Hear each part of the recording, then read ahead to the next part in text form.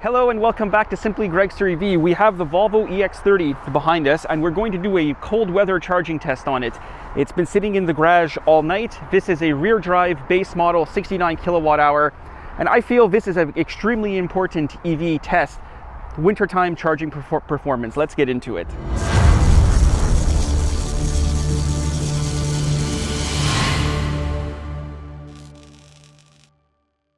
So 2025 EX30 rear drive, peak rate on this is around 158 kilowatts. Volvo claims about 28 minutes, 29 minutes to 10 to 80%. We should be at 10% state of charge exactly. The car's been sitting inside the garage all night, sorry, my face is frozen. I set the destination to the charger for about 20 minutes, so it has probably done some preconditioning. Let's get plugged in here. Port on the proper side, of course. So this is the Couche-Tard ABB Terra 184. We'll get charging we'll turn the GoPro on so we can get a good charging video on that. All right, so the GoPro's charging. We'll grab handle A and we'll try to plug this in using one hand, but because it's CCS, it's nearly impossible to do. So what we'll do is we'll get my phone out and we will swipe to initiate the charge using the Couche-Tard app on my phone. We are here. This is number 1. So we'll use number 1, swipe to charge. Sorry, I'm trying to do this with a band-aid because I cut myself. Here, available number 1, connector. We are on CCSA. There we go. Let's see if we get a charge. And it's about -8 outside, so it's pretty freaking cold. Let's see if we could activate a charge. So here you have 3 ABB Terra 184s on power sharing. It's still initiating something here. There we go. Waiting for response. That took a long time. So we're successful on here and we'll let the GoPro do its thing while it's charging with the car. There we go. Contactor clicked. So we should be good to go. That took a while, but like I said, it's pretty freaking cold here. So we'll see what the Volvo can do. So far so good. I love driving it. I think this is one of the best EVs I've driven in recent memory. We'll have the whole full review posted up eventually. Actually, by the time this video goes up, the full review on this will already be out. So here we go, 10% state of charge. And nothing yet. There we go, 40 kilowatts. It's ramping up at 40 kilowatts. We'll go over here. I don't like the proximity lock on it. It's very annoying. So we'll check back in a few minutes and see what we're pulling as it slowly ramps up. We're at 41 kilowatts now. Normally when I do the charging test, I have my OBD2 dongle and I'm running the car scanner app, but this is a reality of charging in the wintertime. If the battery pack is cold, we're at 17% state of charge. We're still stuck on 51 kilowatts. I don't know if it's an issue with the dispenser itself, but I suspect the battery in here is cold, and this is a problem. So in its cousins, the smart hashtag one, you could actually manually precondition the battery, at least get some sort of temperature into the battery. It was about 15-20 minute drive from where I picked up the EX30 to here at the charging site. It's just using the navigation to initiate the charge, it kind of gets lost in translation, so to say. It's not the first time I've had this problem. The only one that seems to do it properly is Tesla.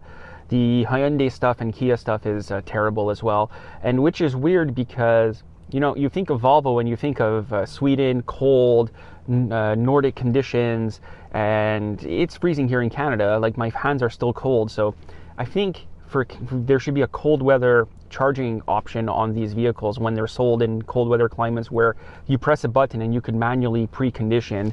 Obviously, if you're at 10% state of charge, well, maybe it should stay off, but you know, I think this is pretty important, and manufacturers still don't seem to be understanding this, that having to do battery preconditioning through navigation is not ideal.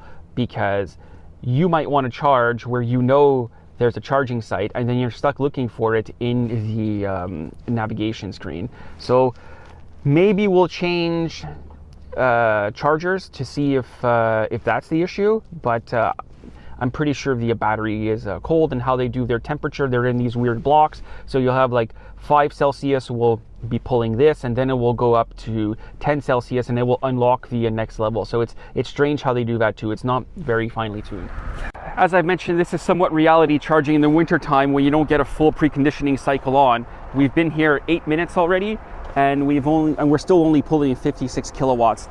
I think what we might do is maybe we'll switch to the one on the end just to see if it's a cabinet issue or if it's actually the battery that's cold, but it's been floating around there. So we'll get this switched up here and we'll continue the test. Boy, this has not gone well at all, but this is winter time and this is what happens to me on this channel. Please like and subscribe. I've switched stalls. I've went over to 3. What's cool here is they actually have J3400 installed on here, which is cool. So that's the first time seeing NAX or a J3400, but my suspicions were correct. Cold battery in here because we're pulling 55 kilowatts. So we'll just add all the numbers up at the end and see how long this charge took. 59 kilowatts. Yeah, this is reality. I'm not going to sugarcoat it. I've always said on this channel I would never sugarcoat some of the EV charging issues. But yeah, cold battery, no manual preconditioning. This is what happens, unfortunately. Not knocking the vehicle, I just wish manufacturers would allow that manual preconditioning option. And battery temperature is so critical for proper charging. And it's not even that cold, it's -8 outside, which is pretty crazy. And this sat in the garage all night at the dealership. So yeah, that kind of sucks. We're still chugging away here. We're just hit 96 kilowatts as that battery temperature comes up. I actually didn't think the battery was this cold, and I'll be honest with you, I didn't expect to do a charging test, so I didn't bring my OBD2 dongle, as I mentioned. But we've been here 15 minutes plus around 10 minutes at the other one, so let's just say close to 25, 26 minutes roughly, and we're only at 48% state of charge. But now the battery's starting to get warm, so hopefully now it starts going really quick.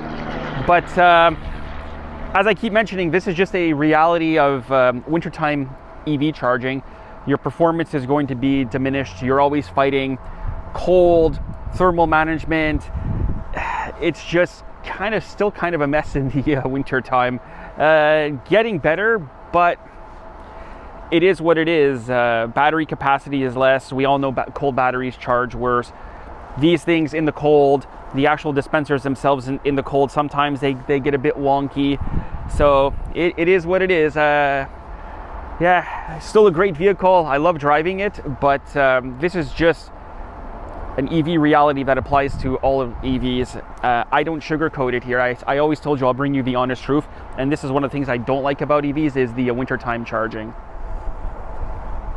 Still showing 71 kilowatts. We've been here 24 minutes, going on 25 minutes, so roughly 35 minutes of charging, and it's still showing we have about 10 minutes of charging left. Yeah, this is the sucky part. This is where Tesla does their preconditioning absolutely fantastic. A few other cars these days have manual preconditioning. BMW iX does have it, I know that. But so far, Tesla is still the king of battery preconditioning because it just does it so well. You don't have to do anything. And we'll have the full, maybe I'll post that full video in there. I don't really know what to think of this video. I think what ends up happening is a lot of people don't really know the technical details behind the car. So they roll up here and they see Jusqu'à 180 kilowatts. So that's up to 180 kilowatts, 300 amp, 400 amp boost on these. But you're not going to hit anywhere near that in the cold or on some vehicles, or depending your state of charge. So this is more, I think better education is needed. I'm not upset. I knew what we were getting into. It has nothing to do with the car. I don't think I'm bashing the car here, but there's a lot of education that has to be done in terms of charging, EV charging, and especially in wintertime conditions. Just hit 80% state of charge in what felt like an eternity. Let's get unplugged here. So 80%, 40 kilowatts, 34 minutes, so roughly 45 minutes to charge this car. Let's stop the GoPro on here. Let's get unplugged. Unplugged, this will go here. We'll put these covers back. I don't know why manufacturers keep doing this. I figured by now they would have better covers than that. All right, let's give some final thoughts on this. Well, what started off as a charging test on the EX30 quickly developed into wintertime charging tests in general with EVs. I don't really think I have much more to say. I think the battery preconditioning needs to be a lot easier. Education needs to be a lot better for people, because now I understand why people get upset. They expect a peak rate, let's say, so peak on this is 158 kilowatts. They roll up, they plug in at 10%, which is what I would probably charge at anyways, and you're only pulling 50 kilowatts because the battery is cold, or you have to enter the charging site into the navigation, and who knows if it will precondition or not, because there's no icon or anything that pops up. So sort of annoying. Still a great car. I'm not bashing the car. This is just a EV charging in wintertime in general.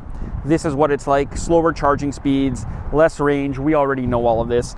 So I hope you enjoyed watching, and we'll see you in the next video. Bye for now.